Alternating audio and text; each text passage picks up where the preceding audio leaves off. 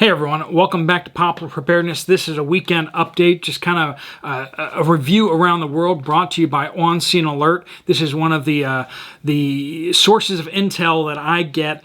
They email out this 3 times a week, email-wise, but then during crises, they will text alert things that are happening when there are shooters, when there are crises, natural disasters, rioting, all that kind of stuff like that. They will actually text you alerts.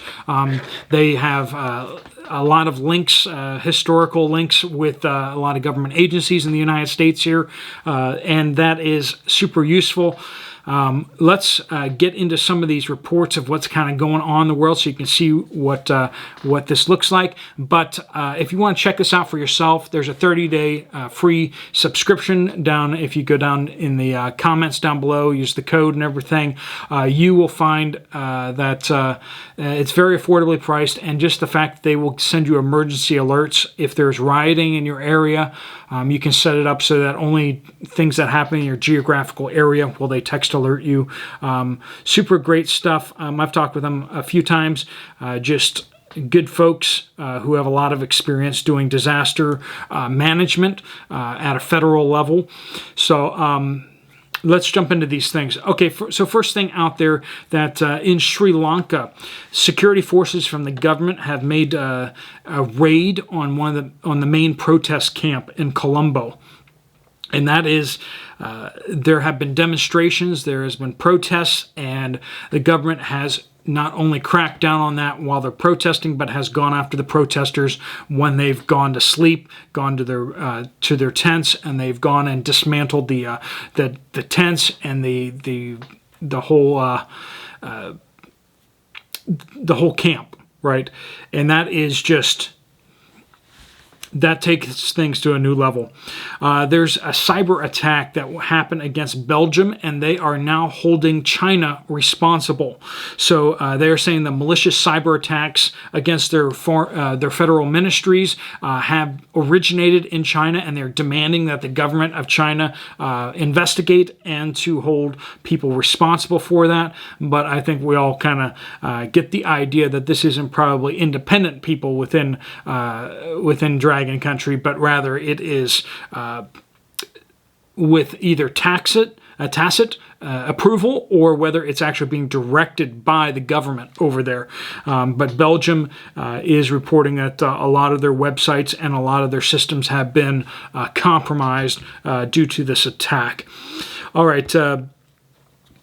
The United States has agreed to sell $100 million in military hardware to Taiwan. This is in addition to a lot of the other hardware.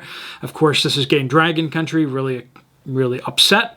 Also, we are hearing that they are threatening a military response if the not Prime Minister. If Nancy Pelosi goes to Taiwan, they are threatening a military response. They're calling it a serious violation, and they are saying that they will take firm and forceful measures to safeguard their territorial integrity. So they are taking this very seriously, whether it's all bluster and all talk like it often is, or whether they're actually planning on carrying out something more when they know that there isn't going to be all that much pushback from Washington, D.C. Are they going to push harder to really put their foot down at this point?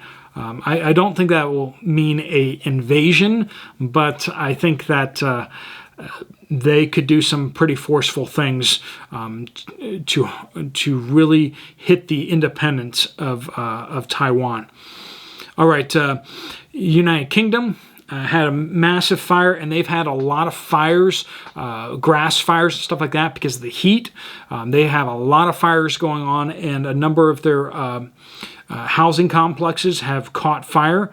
And that is, the firefighters are over there working overtime, trying to put out all these fires, and they're having to prioritize a lot of the fires.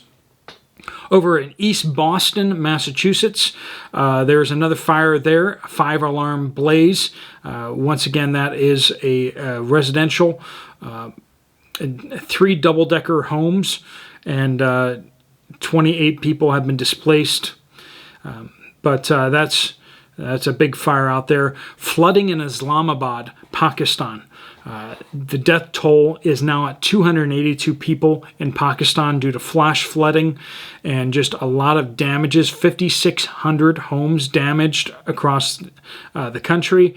Highways, bridges, just a lot of damage over there. We have no word yet on damage to crops, but that is almost certainly a thing as well.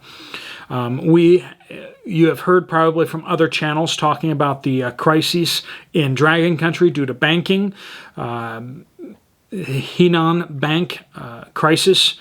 They said that they are not going to be able to return deposits to people, that they've changed them into investments, so therefore they don't have to pay them back, at least immediately. If you've seen pictures and video of tanks in the streets and stuff like that, that has now been said to be actually a military exercise that did not have anything to do with the banks. It was just a military exercise, probably to invade Taiwan or something like that, practicing who knows what. But over there, they were just driving their tanks around the cities. They were not actually using them to protect the banks, as some people are allegedly saying. At least that's what they're saying, and it sounds legitimate. It could be.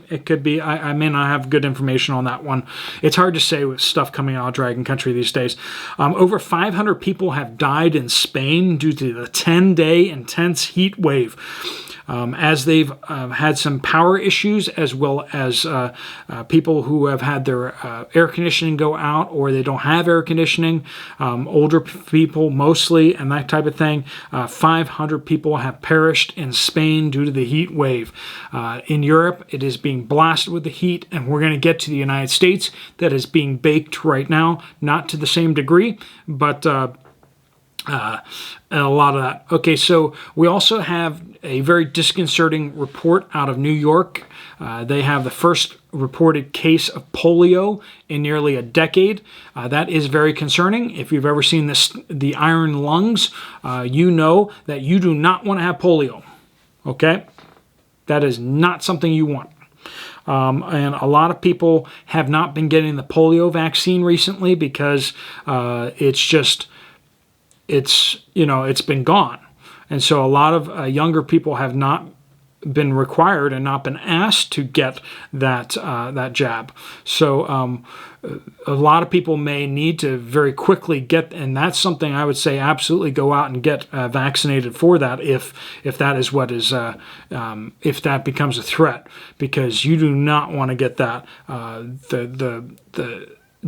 The death toll and the untold suffering that polio has caused in decades and decades past is just crazy. So please do, we'll let you know if that starts spreading or anything like that. But I know that they are taking that very, very seriously, and they should. In Vietnam, another thing spreading is dengue fever. Dengue fever, if you're not familiar with it, it's sort of like malaria, but it's a different thing. But that is spreading in Vietnam. And so they are having 113,000 cases over there, and that is very serious, that they are taking very seriously over there too. Back to Sri Lanka.